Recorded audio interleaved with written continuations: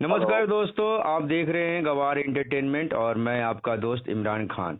दोस्तों, आज मैं जिससे बात करने वाला हूं, ये शख्स किसी परिचय का मोहताज नहीं है, बल्कि इनका एक भोजपुरी में अलग मुकाम है। तो आपने इन्हें बहुत गानों में देखे होंगे, बहुत सारे फिल्मों में देखे होंगे। तो दोस्तों, मैं टाइम को जाया करते हुए ना कि बल्कि सीधा कार्यक्रम को आगे बढ़ाता हूं और मैं सीधा आप लोग से बातचीत करवाता हूं हमारे सुनील छैला बिहारी जी से। तो दोस्तों, मैं लेकर चलता हूं आपको सीधा हमारे सुनील छैला जी का जो अगला आवाज होगा। तो सर नमस्कार, हमारे गंवार एंटरटेनमेंट में आपका स्वागत है सर। नमस्कार नमस्कार, आपको बहुत बहुत धन्यवाद हमसे संपर्क करने के लिए। जी सर, शुक्रिया। सर, आपने भोजपुरी को बहुत अच्छे अपने गानों से योगदान दिए हुए हैं, भोजपुरी को अपने एक पहचान दिलाए हुए हैं। आपके हम भी फैन हुए हैं और आपके दर्शक भी बहुत सारे फैन हैं। तो मैं आपसे कुछ आपकी जर्नी के बारे में कुछ सवाल करना चाहूँगा, जो हमारे गंवार एंटरटेनमेंट के दर्शक आपसे जानना चाहते हैं आपकी जुबानी। तो सर, सबसे पहली बात, मेरा जो सवाल रहेगा, पहला जो मेरा सवाल रहेगा, तो सर सवाल ये है कि सर सुनील सर, आप इस गीत संगीत में यानी भोजपुरी इंडस्ट्री में कब और कैसे आप इस लाइन में आए? देखिए, गाना तो मैं बचपन से ही गा रहा हूँ। मुझे लगता है कि जब मेरा जिला है खगड़िया, गांव है पौरा। जब पौरा गांव में मैं स्कूल में पढ़ता था तो उसी टाइम से स्कूल वगैरह में फंक्शन में भाग लेता था। और गांव में के भी किसी कार्यक्रम में मैं जाता था गाने के लिए। तो गा तो रहा हूँ बचपन से, लेकिन रिकॉर्डिंग की दुनिया में मतलब हमारा कैसेट पहली बार हमने 1983 में मैंने किया था। जी और रांची में मैं उन दिनों इंटर इंटर की पढ़ाई के लिए मैं रांची गया था। जी तो उस समय मैंने रांची में एक ब्लू पापा का बिप्स स्टूडियो, तो वहां पर मैंने जाके कुछ गाने रिकॉर्ड करवाए थे, जो मार्केट में बहुत अच्छे तरीके से कैसेट नहीं आ पाए, क्योंकि कैसेट उन्होंने अच्छा कैसेट बना के नहीं दिया था। जी तो 83 में हम स्टूडियो में जाके गाना गाए। और विधिवत रूप से 86 में 1986 में सोनोटोन कंपनी हुआ करती थी दिल्ली में, जी वहां से हमारा कैसेट मार्केट में आया। तो उस कंपनी का मार्केटिंग पंजाब में बहुत बढ़िया था। जी तो पंजाब में वो कैसेट अच्छा चला। और चूंकि मैं उन दिनों रांची में रहता था, तो रांची में हम दिल्ली से कैसेट ला के वहाँ दुकानदारों को इंट्रोड्यूस हमने किया था। जी तो वहां पर भी लोगों ने बहुत अच्छा उसको प्यार दिया। और चूंकि मैं पैदा हुआ खगड़िया में, तो खगड़िया में भी दुकानदारों को मैंने बोला था कि ये उन दिनों जो संयुक्त बिहार था, तो उसमें रांची जी और खगड़िया में अच्छा चला। और उसके बाद पंजाब में बहुत अच्छा चला था। उसका कैसेट का नाम था हम है छैला बिहारी। जी तो आप ये कह सकते हैं कि गायकी में मेरी विधिवत शुरुआत 1986 में हुई। जी। तो सर, इसी के साथ मैं और आगे बढ़ना चाहूँगा और मैं जानना चाहूँगा, और हमारे कंपनी के गंवार एंटरटेनमेंट के बैनर तले हमारे जितने भी दर्शक देख रहे हैं और सुन रहे हैं, ये सब इन सब का सवाल है कि सर, आप जब भोजपुरी फिल्म लाइन जब यानी फिल्म में आए थे, तो आपकी पहली फिल्म कौन सी थी? हमारी पहली फिल्म थी चलत मुसाफिर मोह लियो रे, जो दिनेश लाल जिसमें निरहुआ जी के साथ में था। जी जी। तो एक्चुअली हीरो हीरो तो मैं ही था उसका। जी निरहुआ का तो सिलेक्शन हम लोगों ने बाद में किया था। जी मैं उसका हीरो था और कल्पना जी हीरोइन थी। जी तो ऐसे वो पिक्चर भी देखेंगे तो आपको लगेगा कि निरहुआ को बाद में हम लोगों ने लिया था। उसकी तो एक्चुअली क्या था कि सिर्फ एक ही सीन में एक लड़के का था, जी लेकिन उन दिनों वो निरहुआ से हमारी मुलाकात दिल्ली में हुई थी। जी तो निरहुआ तो बहुत व्यावहारिक है ना, अभी भी लोगों को पता चलता। उस समय भी तो आके मेरा पैर वैर छुआ जी और उसने अपना परिचय दिया जी कि मैं निरहुआ। तो मैंने कहा आपका गाना तो बड़ा अच्छा चल रहा है। उस टाइम वो शुरुआत ही हुई थी, जी निरहु सटल देवला जो गाना था। जी जी, तो काफी हिट हुआ था उस समय में और काफी चर्चित में ये सॉन्ग था। हाँ, तो निरहुआ ने कहा था मुझे कि भैया हमने सुना कि आप कोई पिक्चर कर रहे हैं, उसमें कहीं भी मेरे लायक कोई जगह है तो दीजिए ना। जी तो मैंने तुरंत बाहर जाके प्रोड्यूसर को फोन किया कि एक लड़का है जो एक सीन में आता है। तो अच्छा। मैंने कहा वो किसी को दिए हैं क्या? तो नहीं। हमने कहा निरहुआ के लिए रखिए। तो कौन निरहुआ? वो गायक है, प्रोड्यूसर यूपी के थे, तो जानते थे। जी बिहार में उन दिनों नाम नहीं हुआ था, लेकिन उत्तर प्रदेश में लोग जानने लगे थे। जी तो हमने कहा निरहुआ से करवाएंगे। तो निरहुआ साहब की बात ही हमने कहा, वो खुद ही बोला कि कहीं भी हमको दीजिए।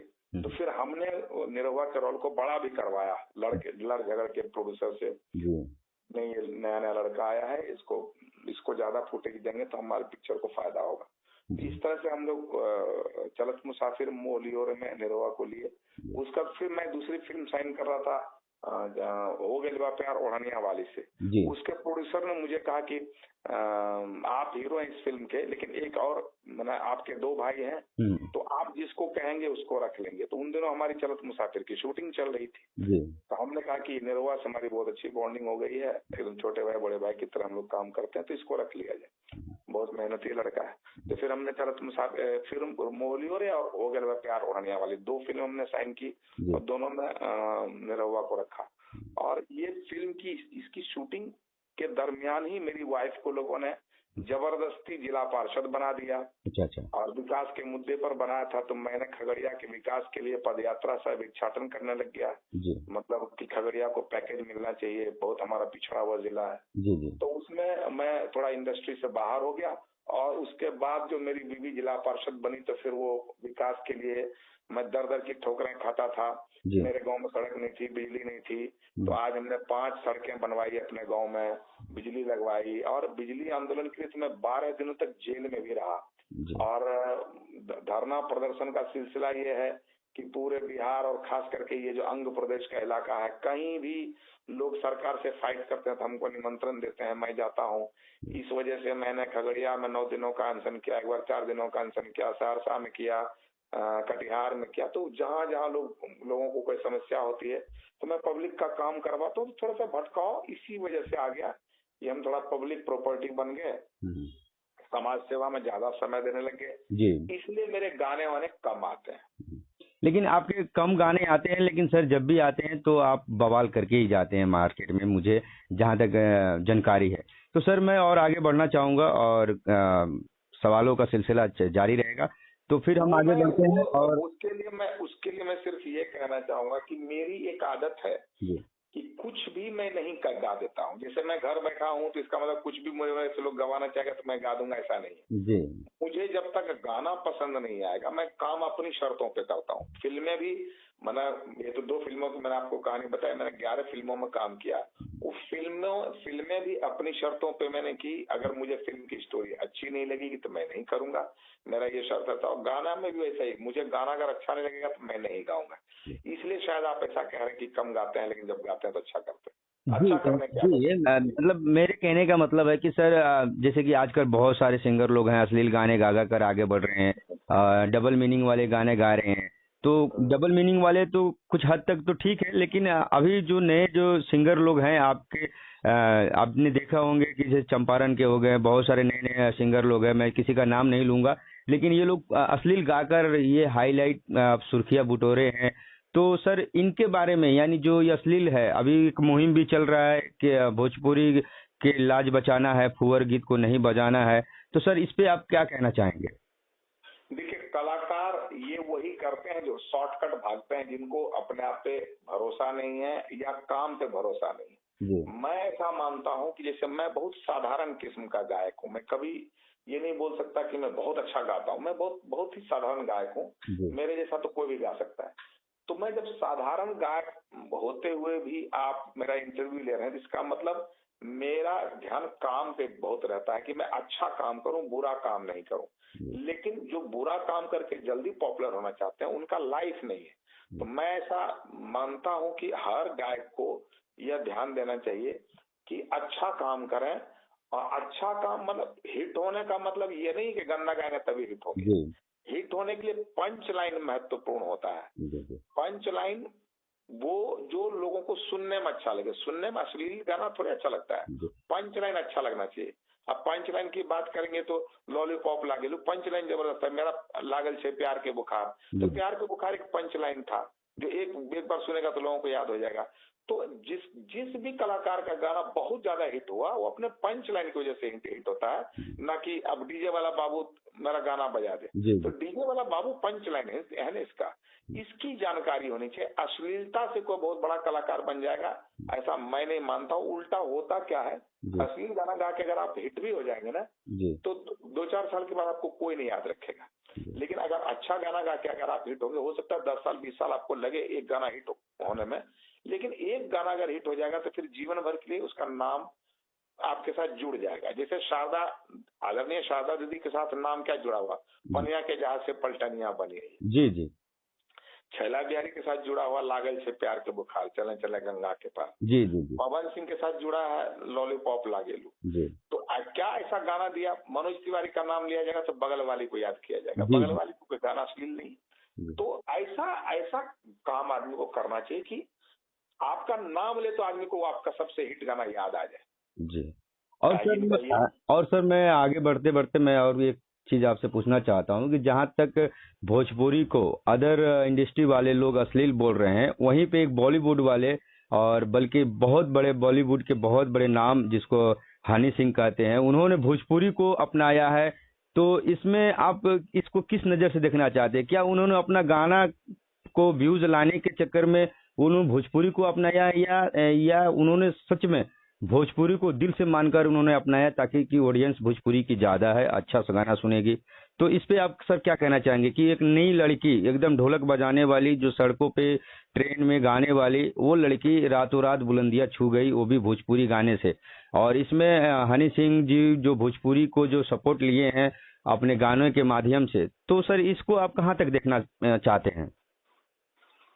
देखिए, अगर हनी सिंह जी ने भोजपुरी गानों का सहारा लिया है तो सबसे पहली बात हनी सिंह का मैं भोजपुरिया कलाकार होने के नाते हनी सिंह का स्वागत करना चाहता हूँ जी। दूसरी बात ये कि इंडस्ट्री तो बड़ा है ही ना जी। और मैं आपको बताऊं, जिस तरह हमने गाने की शुरुआत की थी, मैं तो अंग प्रदेश से हूँ, मेरी भाषा भोजपुरी नहीं है, लेकिन जब मैं एकदम शुरुआती तौर में कुछ भोजपुरी सम्मेलनों में मैं गया था तो वहाँ कुछ इंटेलेक्चुअल्स, बुद्धिजीवी लोग बात कर रहे थे कि भोजपुरी को सब दिन भोजपुरी को सजाया संवारा है भोजपुरी से बाहर के लोगों ने। जैसे शारदा जी का नाम लोग बहुत प्यार से लेते, शारदा जी तो मैथिली भाषी है थी, वो तो मिथिलांचल के रहने वाली, छैला बिहारी बाहर का रहने वाला।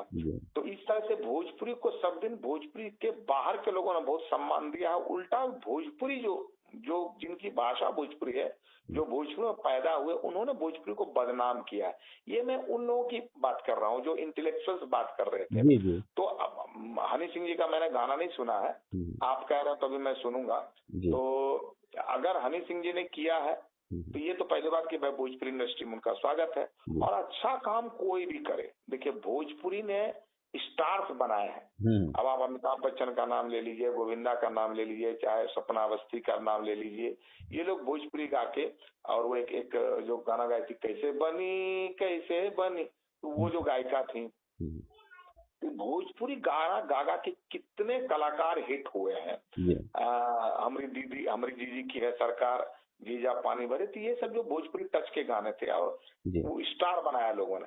लेकिन हमारे भोजपुरी वाले जो हैं, जो भोजपुर में पैदा हुए, भोजपुरी जिनकी खांटी भाषा है, वो जो है ना भोजपुरी के लिए बहुत गंदा काम कर देते हैं, जिससे भोजपुरी की शर्मिंदगी होती है, मैंने पूरे वर्ल्ड लेवल पर अगर कही। और अभी तो यूट्यूब का जमाना है, मैं आपको बताऊं, मैं बड़ा शर्मिंदगी महसूस करता हूँ तब, जबकि अब यूट्यूब में तो हर आदमी के हाथ में मोबाइल है और आप देख रहे हैं कुछ आ जाता है, कुछ भी गाना। लेकिन भोजपुरी के गाने जब लोग सर्च करेंगे तो भोजपुरी में क्या आएगा, जो भी भोजपुरी का अपने आप को क्या क्या स्टार बोलते हैं, अपने आगे क्या क्या स्टार लगाते हैं। जी सर, आजकल वही चल रहा है कि कोई फलाना स्टार है तो कोई फलाना है। तो उनके जो गाने आते हैं, क्या आते हैं, जब उनका गाना आएगा तो 7-8 डांसर रहेगी बगल में, और डांसर पे छिटा कसी करेंगे, भद्दा कमेंट्स करते हैं।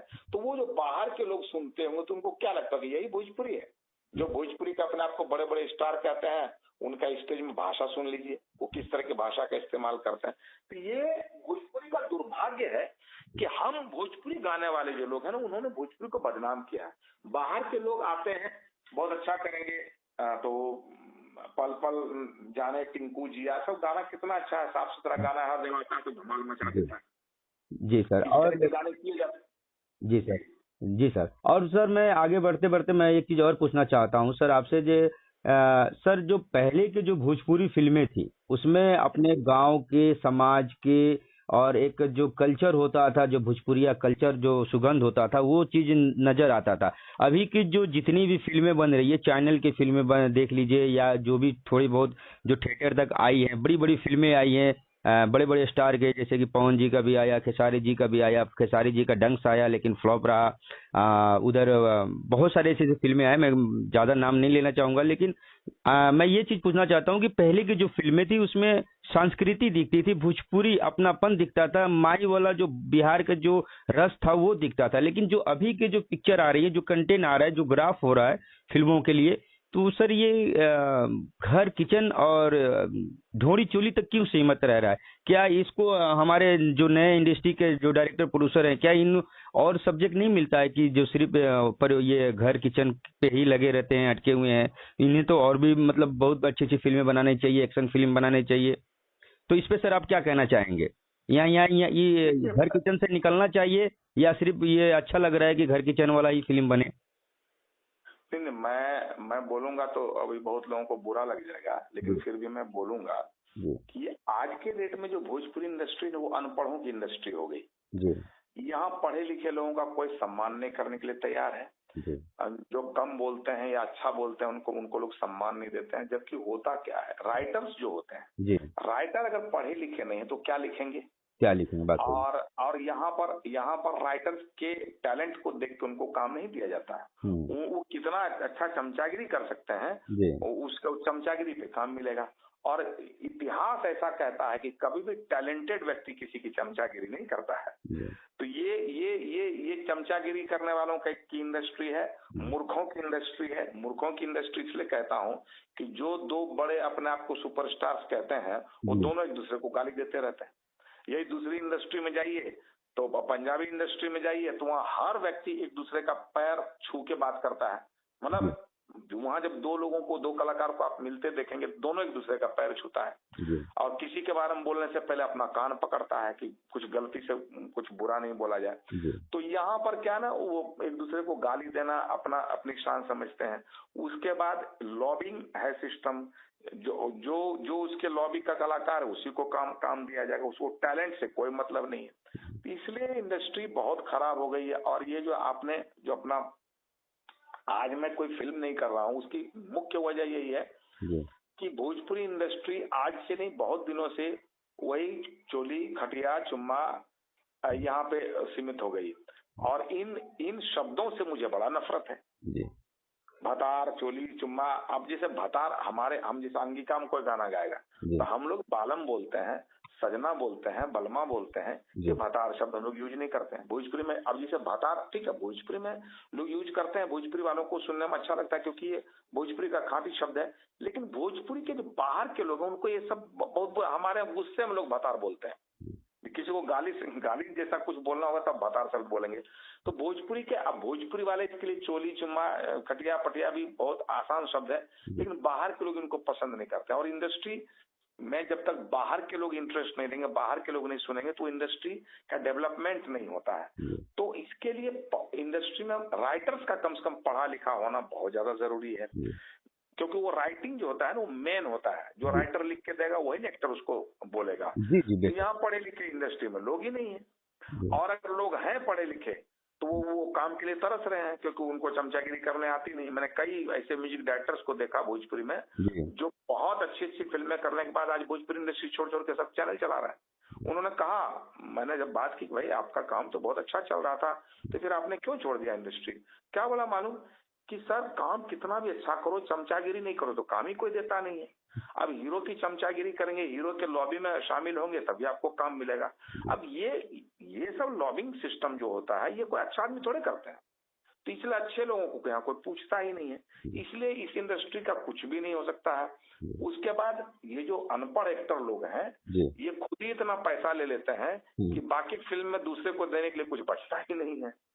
अब यही पढ़े लिखों की इंडस्ट्री होती, जैसे बाकी फोक इंडस्ट्री में क्या होता है, ओरिजिनल जो फिल्में बनती है वहाँ पे जो उन लोगों के जो बड़े लोग होते हैं वो रेट तय करते हैं कि नहीं, किसी भी कलाकार के, किसी भी एक्टर के इससे ज्यादा रेट नहीं होना चाहिए क्योंकि उसकी रिकवरी कम होती है। और हमारे यहाँ क्या होता है, कि हम जितना पैसा बोलेंगे हम उतना बड़ा एक्टर हो जाएंगे। अरे पैसा लेने से कोई बड़ा एक्टर थोड़े हो जाता है। जी नहीं, उसके लिए एक्टर खुद तो करना पड़ता है। एक्टर पैसा लेने से नहीं होगा। एक्टर को आप फिल्म बना के प्रोड्यूसर को कितना कमाई करने का मौका देते हैं, इससे आप बड़े एक्टर होते हैं। कि आपकी वजह से कितने घर में चूल्हे जल रहे हैं, कितना लोग जी रहा है और इंडस्ट्री कितना डेवलप हो रही है। भोजपुरी फिल्म में प्रोड्यूसर तो बर्बाद हो जाता है। ये तो भोजपुरी इंडस्ट्री से जो आज के रेट में भी जुड़े हुए लोग हैं वो कहते हैं, क्योंकि एक्टर लोग अनाप शनाप पेमेंट ले लेता है, फिर उसकी जो गर्लफ्रेंड होती है उसको हीरोइन रखेगा, फिर उसको पैसे दिलवाएगा और एक्टिंग वहाँ माने ये जो अभी का जो दौर हुआ, वो पहले के दौर में तो पता नहीं क्या होता था।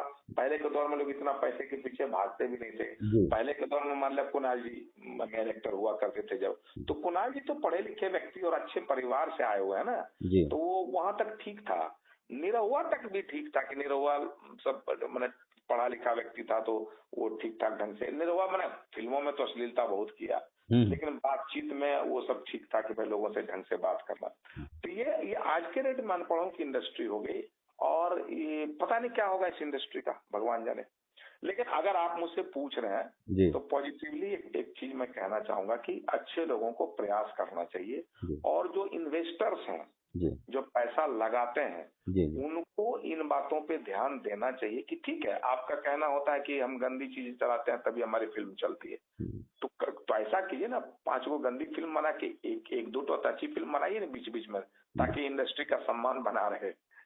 जब हम लोग पिक्चर में काम करते थे तो मुझे पिक्चर का टाइटल नहीं पसंद आता था, टाइटल ही नहीं पसंद आता था। तो मैं आज भी मैं बोलता हूँ अरे यार ये भोजपुरी वालों को तो टाइटल भी नहीं मिलता, हिंदी वाला टाइटल उठा के रखता है। आप देख लीजिए लाइन से दिल दरार और इस तरह की जो फिल्में बनती है, जैसे अभी तक सर जितनी भी भोजपुरी फिल्में हैं वो ऐसा कोई ऐसा नाम नहीं है, सब वो बॉलीवुड के ही नाम कॉपी करके हिंदी वाले। तो मैं ऐसे बोलता हूँ कि जब आप लोग किसी राइटर का मैं कभी कभी क्लास लेता हूँ, अरे यार जब आप लोग हिंदी का नाम तक नहीं दे पाते, भोजपुरी का नाम भी नहीं दे पाते हैं, तो कई फिल्मों का मैं नाम लेके जब मैंने जिक्र किया कि ये तो हिंदी का टाइटल था, इसको कम से कम आपने भोजपुरी में कन्वर्ट तो कर दिया होता।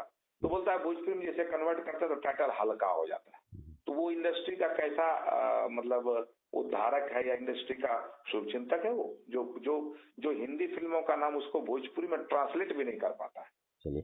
चलिए अब इसी के साथ साथ सर हम लोग अंतिम क्षण में चल रहे हैं और जाते जाते हमारी कंपनी का और हमारे दर्शकों का 2 सवाल और रहेगा। तो सर नेक्स्ट सवाल की तरफ हम लोग बढ़ते हैं और मैं आपसे पूछना चाहता हूं कि सर जो आप स्टार्टिंग से लेकर अभी तक भोजपुरी में जो बदलाव आई हैं, तो क्या ये इससे भी बेहतर बदलाव हो सकती है या यहीं तक भोजपुरी सीमित हो जाएगी? नहीं देखिए, अगर हम नहीं कर पाए बदलाव तो ये मेरा फॉल्ट है। मैं इसके लिए किसी को दोष देना अच्छी बात नहीं है, क्योंकि हमने पढ़ा है, हमने सुना है कि आप अपने हिस्से का काम क्या करते हैं उस पर निर्भर करता है। कीचड़ को साफ तो हम ही लोगों को करना पड़ेगा। तो मैं तो इसलिए मैंने अपने आप को अलग कर लिया कि अब मैंने कई ऐसी फिल्में देखी अपने भोजपुरी स्टार्स की जो पहले सीन में आता है और हीरोइन को कहता है कि अगर हम तारी काम कर दे तो तू का देबू, तो बोलता तार इशारा कहाँ बात, बोलता चुम्मा देबू। तो ये क्या ऐसी फिल्म देखना यार, जहाँ मैंने स्टार्ट की हीरो हीरोइन की इंट्रोडक्शन ही शुरू होता है चुम्मा से, तो बहुत बुरा लगता है। लेकिन अगर मैं इंडस्ट्री से भाग के अलग आ गया तो ये इलाज नहीं है। इलाज तो करना पड़ेगा लोगों को। अगर हम ऐसा कहते हैं तो इसका मतलब हमारा भी दोष है। अगर आज भोजपुरी में गड़बड़ काम हो रहा है तो इसमें कहीं न कहीं मेरा भी दोष है। हमको मना जैसे गंदी नाली है तो उसको साफ करना चाहिए था उसमें। लेकिन मैं अभी भी आपको मैं बोलूं, मैं भागा नहीं हूँ। आज भी मैं सोचता हूँ कि मुझे अगर अच्छा प्रोड्यूसर मिले, मुझे अच्छा फाइनेंसर मिले, तो मेरे पास भी मैं कुछ अच्छी स्टोरियों के बारे में सुनता हूँ जो बहुत हिट भी होगा।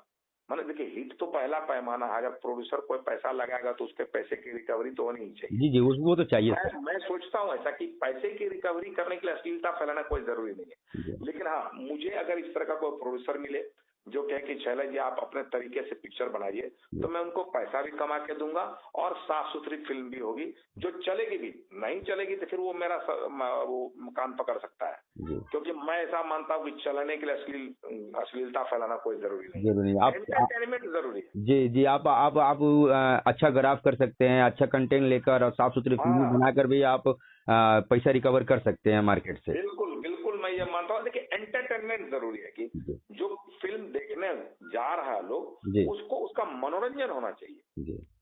और तो सर चलिए, इसी के साथ होनी चाहिए पिक्चर की, न कि अश्लीलता पहली प्राथमिकता होनी चाहिए। जी जी, बहुत बहुत धन्यवाद सर। और इसी के साथ चलते चलते अंतिम और लास्ट सवाल सर, मैं आप अपने दर्शकों को बताएं कि सुनील छैला बिहारी जी का क्या कोई नया गाना आ रहा है या क्या कोई नया फिल्म आने वाला है जो दर्शकों को बीच में उनको देखने को कुछ नया चीज मिलेगा आपके माध्यम से?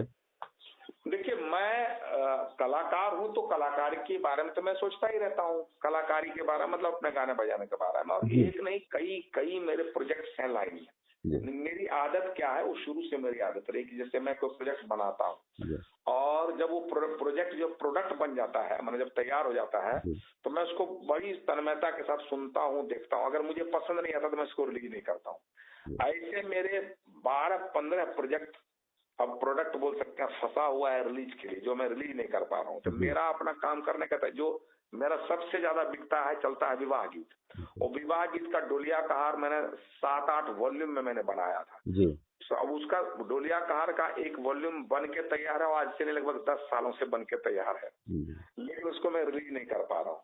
मेरा क्या है कि जब तक हमको कंप्लीट पसंद नहीं आता था हम रिलीज नहीं करते। अब ये मेरा पागलपन भी हो सकता है, लेकिन वो पागलपन इसलिए हम इसको झेलते हैं, बर्दाश्त करते हैं कि मैं इसी पागलपन की वजह से हिट भी हुआ हूँ। तो प्रोजेक्ट्स बहुत लाइन में होते हैं, वो कितना जल्दी आएगा, कब रिलीज होगा, ये कहना बहुत मुश्किल है। लेकिन चलिए, आपने पूछा है तो मैं उसमें से जो 7-8 हमारे बड़े प्रोजेक्ट्स हैं, मैं उसमें से 1-2 तो रिलीज करने की कोशिश करता हूँ 2025 में, ताकि अच्छे गाने पब्लिक को। वो पंच लाइन सब में है, सभी गानों में पंच लाइन है, लेकिन अश्लीलता किसी में नहीं। ये तो मेरी पहली शर्त होती है कि मेरे गानों में पंच लाइन होता है, अश्लीलता नहीं होती। इस तरह के बहुत सारे प्रोजेक्ट्स आएंगे। सर, हमारे दर्शक आपसे आपकी जुबानी आपके एक सॉन्ग जो 19 के दशक में बहुत हिट हुआ था, हमारा नाम छैला बिहारी वाला, सर क्या 2 लाइन आप इस गाने को गुनगुना सकते हैं? हम है छैला बिहारी। जी जी जी जी सर। अरे वाह वाह वाह, आपने तो ऐसे गाने का डिमांड किया जो आज तक किसी ने किया ही नहीं होगा। यही मेरा पहला एल्बम था जी जी हम है छैला बिहारी। तो कोई समझे हमका बंगाली, कोई समझे हमका पंजाबी, कोई समझे हमका बंगाली, कोई समझे हमका पंजाबी। ना हम बंगाली भैया, ना हम पंजाबी, ना हम पंजाबी पुत्र जी। अरे हम है छैला बिहारी बबुआ, हम है छैला बिहारी। अरे हम है छैला बिहारी बबुआ, हम है छैला बिहारी। राह चलत जे बंगाली मिलत, हमका से ए भैया चटू पूछत, তুমি কোথায় যাচ্ছো, তুমি কোথায় যাচ্ছো, তোমার বাড়ি কোথায়, তোমার ভালো নাম কি, हम तो कुछो ना बूझे पहली, फिर भी कोई समझे हमका बंगाली, कोई समझे हमका पंजाबी। तो ये ऐसे गाने के आपने फरमाया। आप देखिए, इसमें क्या हम है छैला बिहारी एक पंच लाइन है जी, लेकिन कहीं भी पूरे गाना में अश्लीलता नहीं मिलेगी। नहीं, पूरा एकदम साफ सुथरा सॉन्ग है। और जहाँ तक सर मुझे जानकारी है कि 19 के जब आपका ये 90 के दशक में जब ये गाना आया था आपका, तब काफी चला था सर, काफी हर जगह, रिक्शा पे, चाय के दुकान पे, हर जगह, मतलब ये रेडियो पे हमारे बोलते हैं कि चंपारण में एक नेपाल की बॉर्डर है बीरगंज, वहाँ पे रेडियो चैनल था, गढ़ीमाई एफएम, बीरगंज एफएम, बहुत सारा ऐसा एफएम चैनल पर था जिसपे आपका गाना ही कंटिन्यू बजता था। अच्छा, आप रहने वाले कहाँ के हैं? एक्चुअली सर मैं मोतिहारी जिला से बिलोंग करता हूँ। और अच्छा। जी, और सर जाते जाते सर हम अपने दर्शकों से कुछ मेरा दर्शकों का सवाल था, इम्पोर्टेंट सवाल है कि जो इस नए जो कलाकार हैं सर, एक्टर हो, गायकार हो या निर्देशक हो, जो भी हो, अगर इस इंडस्ट्री में आना चाहते हैं, भोजपुरी फिल्म इंडस्ट्री में, तो उनको किस तरह की तैयारी करना चाहिए और क्या इम्पोर्टेंट चीज होती है जो उनको हमेशा ध्यान में रखकर आगे बढ़ना चाहिए?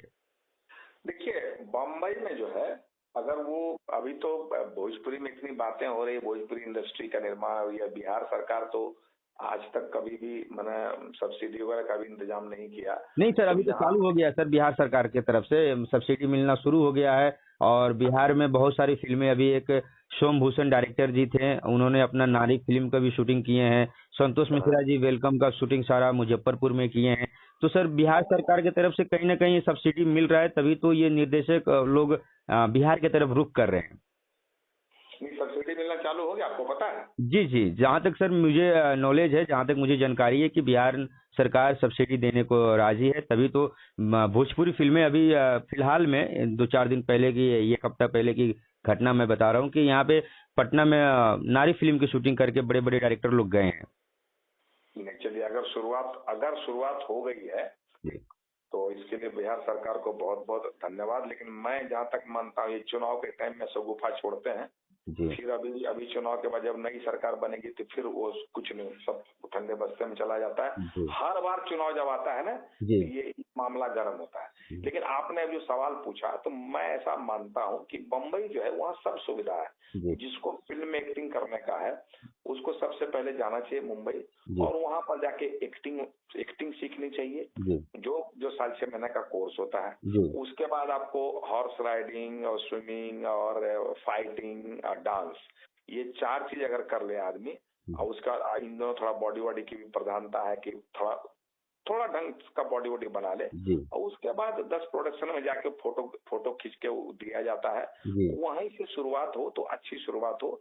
और चूंकि मैं बिहारी हूँ, तो मैं तो चाहता हूँ कि बिहार में काम रोजगार हो, फिल्में भी बने, सब्सिडी मिले, और बिहार में फिल्म उद्योग का निर्माण हो, बिहार में फिल्म का काम आगे बढ़े, तब ज्यादा लोगों का भला होगा।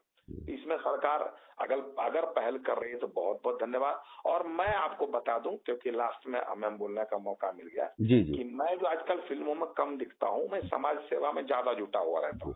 और समाज सेवा में मतलब, जब भी कोई व्यक्ति ये कहता है कि बिहार में रोजी रोजगार होना चाहिए, बिहार से पलायन रुकना चाहिए, बिहार में रोजगार की संभावना को तलाशना चाहिए, तो मैं उस व्यक्ति के साथ में खड़ा हो जाता हूँ। और हर व्यक्ति को यह सोचना चाहिए कि बिहार का बच्चा कब तक बाहर जाके, अभी 2-4-5 दिन पहले की बात है, पंजाब में दौड़ा के मारा छात्रों को। तो हमारे यहाँ के लोग पढ़ने के लिए बाहर जाते हैं, रोजगार के लिए बाहर जाते हैं। तो ये इस समस्या का समाधान करना चाहिए।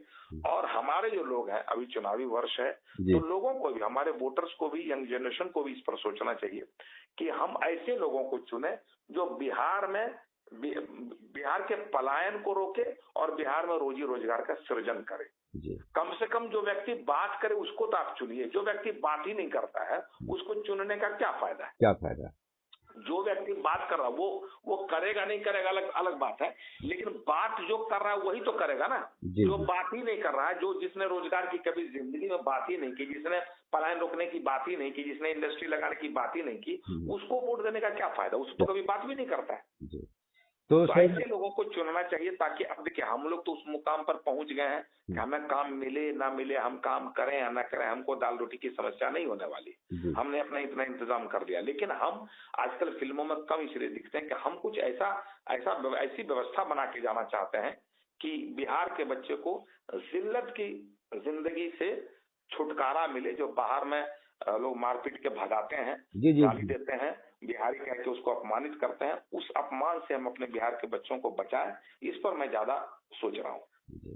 तो चलिए दोस्तों, आप सब देख रहे हैं गंवार एंटरटेनमेंट, और हमारे साथ मौजूद थे सुनील छैला बिहारी जी। और बहुत धन्यवाद गंवार एंटरटेनमेंट को, और आपको कि आपने हमें अपने प्लेटफॉर्म पे अपनी बातों को रखने का मौका दिया। जी जी। और सर, जैसे कि आपने देखा कि अगर नए कलाकार, नए लोग अगर इस इंडस्ट्री में आना चाहते हैं तो उनको फुल तैयारी करके आना चाहिए। अगर एक्टर हैं तो एक्टिंग के कोर्स करें, डांसर है तो डांसिंग के कोर्स करें, अगर निर्देशक बनना चाहते हैं तो उसका भी एक कोर्स होता है, आप लोग करके फुल तैयारी के साथ में जाएंगे तो आपको सफलता मिलती जाएगी। ये हमारी तैयारी करके जो आते हैं ना, तो उनके उनके बुरे दिन नहीं आते हैं। वो कोई अच्छा काम ही करेगा। उसको इंडस्ट्री में देखिए, आज भी इंडस्ट्री में इतनी भीड़ होने के बावजूद अच्छे लोगों की बहुत जरूरत है। जैसे जैसे हमने अभी कहा ना कि भोजपुरी में अच्छे लोग नहीं है, वो सारे अनपढ़ लोग भोजपुरी में आ जाते हैं, जिससे आपको टेक्निकली बहुत रिच फिल्में नहीं बनेंगी।